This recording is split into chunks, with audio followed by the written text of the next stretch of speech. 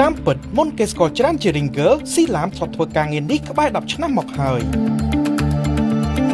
គឹមស៊ីវឡាមជាតារាសម្ដែងនិងជា Ringer ដែលកំពុងតែមានប្រជាប្រិយភាពលើវិថីគុណខ្មែរតាមរយៈភាពក្រមិចក្រមាំរបស់កញ្ញានៅលើសង្វៀនកាលពីពេលថ្មីៗនេះគេធ្លាប់ឆ្លងកាត់បទពិសោធន៍ជា Ringer ចូលល្បាក់10ឆ្នាំមកហើយបើគិតទៅតាំងពីចំនួនសង្វៀនអាស៊ីអាគ្នេយ៍ដែលមានលោក Hero ជា MC មកម្លេះនេះបើយោងតាមការបញ្ជាក់ពីកញ្ញាផ្ទាល់មកកាន់ Pick Sportកូនអ្នកបាត់ដំបងខាងលើបានរៀបរាប់ឲ្យដឹងទៀតថារាល់ថ្ងៃការងារជារួមគឺមានភាពមមាញឹកច្រើនព្រោះទទួលបានទាំងការងារសម្ដែងនិងជាការងារ Ringer នេះដោយឡែកសម្រាប់បទពិសោធន៍ជាអ្នកលើកទឹកនេះវិញគឺកញ្ញាធ្វើជាយូរមកហើយកាលនោះនៅសង្វៀនអាស៊ីអាគ្នេយ៍ត្បិតថាមិនចាំឆ្នាំច្បាស់តែអាចថាកំឡុងឆ្នាំ2015អីហ្នឹងកញ្ញាបម្រើការងារនេះតែហាក់មិនសូវមានគេស្គាល់ច្រើនដូចពេលនេះទេ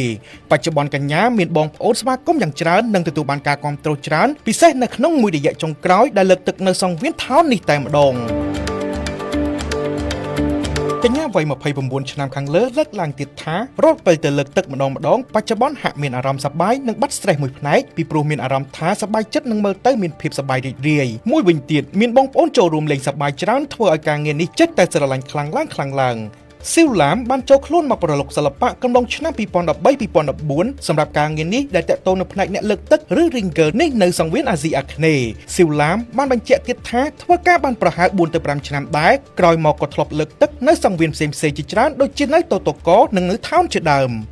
សូមបញ្ជាក់ថាគឹមស៊ីវឡាមបច្ចុប្បន្នកំពុងតែកាន់កាប់ការងារជាអ្នកលើកទឹកនៅថោនដែលមានកម្ពស់ 1.60 ម៉ែត្រមានស្រុកកំណើតនៅខេត្តបាត់ដំបងមានអាយុ 29 ឆ្នាំផងដែរជាមួយទ្រូហូមមិនថ្លៃដូចបងប្អូនគិតនោះទេសំខាន់មានប្រូម៉ូសិនជាច្រើនសម្រាប់អតិថិជនថែមទៀតសម្រាប់ព័ត៌មានលម្អិតសូមទំនាក់ទំនងមកកាន់លេខទូរស័ព្ទ093 999និង393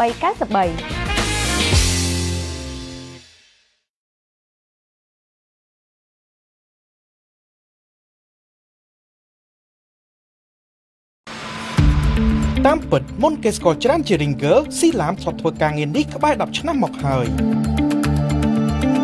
គឹមស៊ីវឡាមជាតារាសម្ដែងនិងជា Ringer ដែលកំពុងតែមានប្រជាប្រិយភាពលើវិថីគុណខ្មែរតាមរយៈភាពក្រមិចក្រមាំរបស់កញ្ញានៅលើសង្វៀនកាលពីពេលថ្មីៗនេះគេធ្លាប់ឆ្លងកាត់បទពិសោធន៍ជា Ringer ចូលល្បាក់10ឆ្នាំមកហើយបើគិតទៅតាំងពីចំនួនសង្វៀនអាស៊ីអាគ្នេយ៍ដែលមានលោក Hero ជា MC មកម្លេះនេះបើយោងតាមការបញ្ជាក់ពីកញ្ញាផ្ទាល់មកកាន់ Pick Sportកូនអ្នកបាត់ដំបងខាងលើបានរៀបរាប់ឲ្យដឹងទៀតថារាល់ថ្ងៃការងារជារួមគឺមានភាពមមាញឹកច្រើនព្រោះទទួលបានទាំងការងារសម្ដែងនិងជាការងារ Ringer នេះដោយឡែកសម្រាប់បទពិសោធន៍ជាអ្នកលើកទឹកនេះវិញគឺកញ្ញាធ្វើជាយូរមកហើយកាលនោះនៅសង្វៀនអាស៊ីអាគ្នេយ៍ត្បិតថាមិនចាំឆ្នាំច្បាស់តែអាចថាកំឡុងឆ្នាំ2015អីហ្នឹងកញ្ញាបម្រើការងារនេះតែហាក់មិនសូវមានគេស្គាល់ច្រើនដូចពេលនេះទេ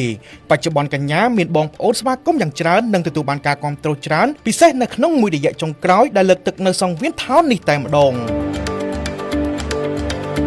កញ្ញាវ័យ29ឆ្នាំខាងលើលើកឡើងទៀតថារាល់ពេលទៅលើកទឹកម្ដងបច្ចុប្បន្នហាក់មានអារម្មណ៍សប្បាយនិងបាត់ stress មួយផ្នែកពីព្រោះមានអារម្មណ៍ថាសប្បាយចិត្តនិងមើលទៅមានភាពសប្បាយរីករាយមួយវិញទៀតមានបងប្អូនចូលរួមលេងសប្បាយច្រើនធ្វើឲ្យការងារនេះចិត្តតែស្រឡាញ់ខ្លាំង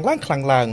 ស៊ីវឡាមបានចូលខ្លួនមកប្រឡូកសិល្បៈកំឡុងឆ្នាំ2013-2014សម្រាប់ការងារនេះដែលតាក់ទងនៅផ្នែកអ្នកលើកទឹកឬ Ringer នេះនៅសង្វៀនអាស៊ីអាគ្នេយ៍ស៊ីវឡាមបានបញ្ជាក់ទៀតថាធ្វើការបានប្រហែល 4 ទៅ 5 ឆ្នាំដែរក្រោយមកក៏ធ្លាប់លើកទឹកនៅសង្វៀនផ្សេងៗជាច្រើនដូចជានៅតូតូកូនិងនៅថោនជាដើមសូមបញ្ជាក់ថាគឹមស៊ីវឡាមបច្ចុប្បន្នកំពុងតែកាន់កាប់ការងារជាអ្នកលើកទឹកនៅថោនដែលមានកម្ពស់ 1.60 ម៉ែត្រមានស្រុកកំណើតនៅខេត្តបាត់ដំបងមានអាយុ 29 ឆ្នាំផងដែរជាមួយទ្រូហូមមិនថ្លៃដូចបងប្អូនគិតនោះទេសំខាន់មានប្រូម៉ូសិនជាច្រើនសម្រាប់អតិថិជនថែមទៀតសម្រាប់ព័ត៌មានលម្អិតសូមទំនាក់ទំនងមកកាន់លេខទូរស័ព្ទ093 999និង393